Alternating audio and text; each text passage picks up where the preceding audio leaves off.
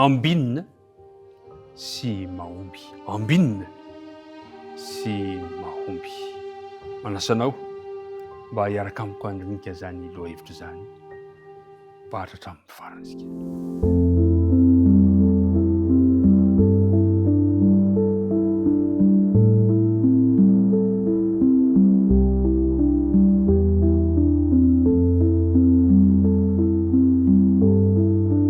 Alakamisy faharoa ny volana oktobra, tafahoana soamantsara indray isika, tsy herintsika natanjaka avy amintsika fa noho ny fahasoavan'Andriamanitra amin'ny matoy izao antsika, noho ny famindram-pony Jehova no tsy nalandrina antsika ka dia atolotra ao antsika ny arahaba feno fifaliana na hatratra ity fotoana ity hifanofa ho fahatanana isika tompoko.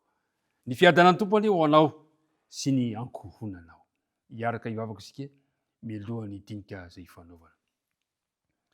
Andriamanitra ray be fitiavanao, misaotra anao indray no izao fampihaonana izao. Mamela ny helokay ary diovy izay mba ho mendrika ny fiantsoana ny anaranao. Ankehitriny ary raha andinika ny teninao izahay dia mangataka ny fanehana masina ampianatra anay ny teninao. Anaran'i Jesosy nangatahana izany vavaka izany. Amen. Mbola ao amin'ny bokin'ny Josoa toko voalohany izay nampitondraina ny lohateny hoe ny tsiambaratelo ny fombiazana no iarahantsika mandinika hatramin'izao ora izao. Ny andinina tao tadidiana dia ny Josoa toko voalohany andininy 7. Koa mahiriza sy matanja tsara ianao. Hitandremanao anao araka ny lalana rehetra izay anodidiny Mosesy mpanompoka anao. Aza miala aminy, na ho amin'ny ankavanana, na ho amin'ny ankavia, mba ho ambinina ianao amin'izay rehetra alehanao. Androany dia mitondra ilay lohateny hoe ambinina sy mahomby.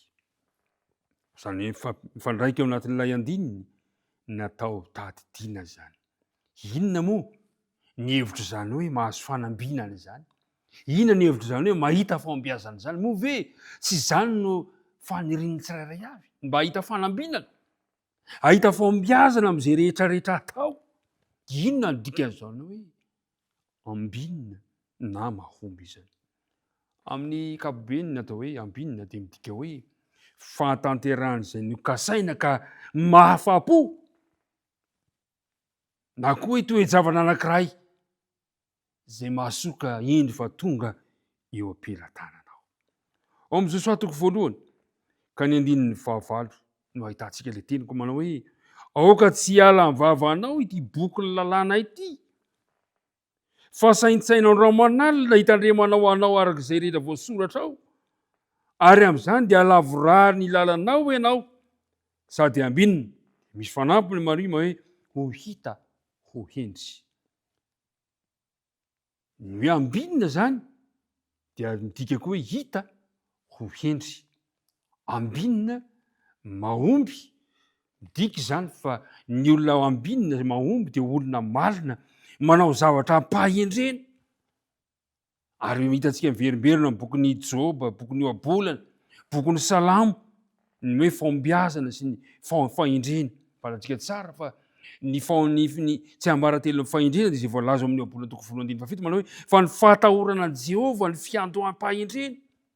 Ary fantatsika tsara fa ny fahatahorana an Jehova dia izay voalaza ny Apokalipsy toko 4:12 manao hoe ny fatahoran'i Jehova dia ny fankatoavana ny didiny sy ny finoana an Jesosy Kristy.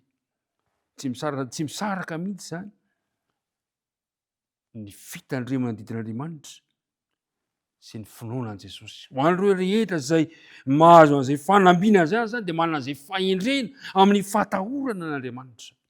Ny fanambinana mantsy dia izao, tsy voatery hoe ara-materialy, tsy izay mandrakariva no mamaritra natao hoe fahombiazana. Misy manko ny olona mieritreritra hoe nahazo zavatra betsaka izy dia izay natao hoe fahombiazana. Fa ny fahombiazana koa nefa dia azo heverina toy ny hoe fampirindranao ny soatoavina amin'ny fiainanao sy mitsipika ara-panazy ho rena ny tontolo no arian'Andriamanitra. Zany hoe mametraka mandrakariva ny finoana an'Andriamanitra sy ny fankatovana lalàny hirindra eo amin'ny fiainanao zay natao hoe fahombiazana. Rehefa mahatanteraka zay ny olona anankiray de lazaina hoe nahomby izy. Ary andeha ho jerefantsika ny voalaza eo amin'ny Genesis 4:20. Genesis 4:20 de zao no fanambarany tenin'Andriamanitra ka ny andininy 7 tapany voalohany. Hoy izy hoe, ary hoy izy tamiko, Jehovah zay andehanako eo anatria dia niraka ny anjely ny hombanao sy ambinina ny alehanao. Ny fanambinana zany dia ny fanatrihan'Andriamanitra eo amin'ny fiainana tsirairay. Voalaza fa hoe aniraka ny anjely Andriamanitra ka homba antsika izy. Ary izay ny zava-dehibe amin'ity fahombiazana sy ny fanambinana ity. Ny fahombiazana sy fanambinana zany dia ny firindran'ny finoana an Jesosy sy ny fankatoavana ny lalàn'Andriamanitra. Zay le lazainy eo amin'ny 9 hoe aoka tsy hiala ny vavanao ity bokin'ny lalàna ity, saintsainao andra-manalina, hitandremanao anao arak'izay voasoratra io, ary amin'izany dia halavorary lalànao ianao sady ambinina ho hita ho hendry. Sery mpiara-midinika namana, nanamafy an'izany i Paoly ao amin'ny Romanina 3 ka ny 9:30, satria misy mantsy manana fijery tahaka zao manao hoe ny finoana an Jesosy ihany dia ampy, ny finoana ny fahafatesan'i Jesosy teo amin'ny fijaliana ihany dia ampy ho atsika. Ry mpiara-midinika namana, ilaina ny finoana an Jesosy ombam-pankatoavana. Zao no lazainy Paoly ao amin'ny Romanina 3:30 manao hoe koa mahafoana ny lalàna amin'ny finoana va isika. De teny Paoly, moa ve ny finoana dia ampy? Zava-dehibe ny manam-pinoana. Fa eto dia lazainy tsara, moa mahafoana ny lalàna amin'ny finoana va isika?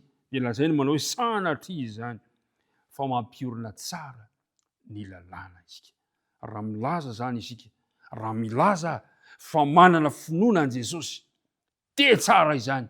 Fa saingy zao tsy ampy. Fa raha milaza hoe manana finoana an Jesosy ianao, milaza hoe manana finoana an Jesosy ianao, de miaraka amin'izay vetrany mampiorina tsara ny lalàna isika, miara-dalana mandrakariva ny lalàna sy ny fahasoavana, ny lalàna sy ny finoana, mba hatanteraka ny fahombiazana, hatanteraka ny fanambinana ny fiainantsika, dia miara-dalana mandrakariva ny finoana sy ny fitandremana ny didin'Andriamanitra. Ombanao any Andriamanitra ka tontolo andro alakamisy mba hatsapahanao ny fanambinana.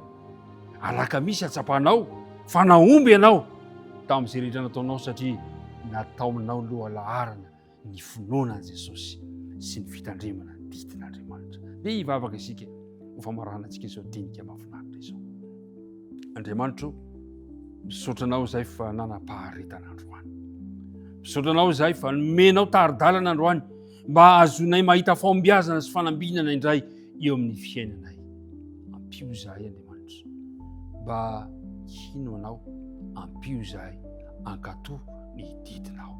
Petraka be latananao ary ny mahasoanay rehetra androany, aza mahafoina mahasaraka anay amin'izay rehetra ataonay, ny asa mandrarà, ny fivelomana, ny fianarana, ny fahasalamana, ny manodidina anay. Apetraka eo am-pelatananao izany rehetrarehetra izany. Vavaka tononona sy angatanay amin'ny anaran'i Jesosy irery ihany. Amen.